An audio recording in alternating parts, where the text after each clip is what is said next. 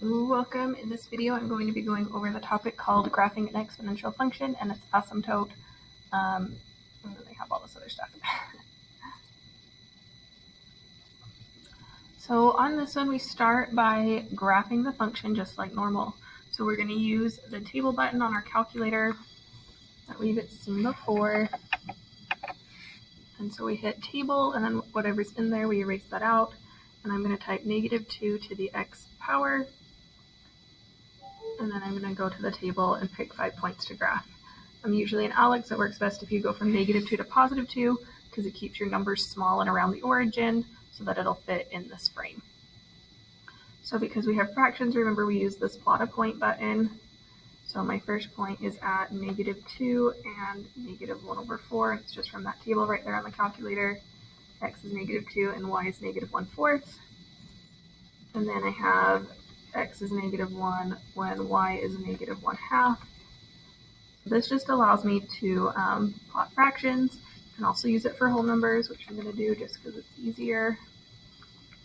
And then I have 1 and -2, and 2 and -4.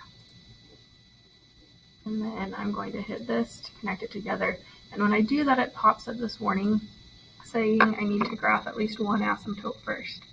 And we learned in the notes that we use horizontal ones for this. It's where this line flattens out. This one happens to flatten out at 0. So I'll put this in first, and then when I hit this, it'll connect my line.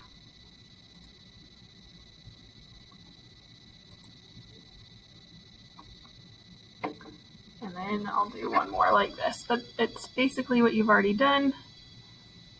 You just get your 5 points, plot them, and then add that horizontal line wherever your graph starts to flatten out. And I'm pretty sure in Alex, most of them flatten out at 0, but not every graph in the world is going to do that. Just on this type of problem, I think they happen to flatten out at 0. So x is -2, and we see that y is 25/64. -1 with 5/8. 0 and 1.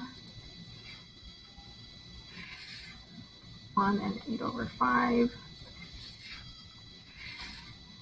2 and 64/25.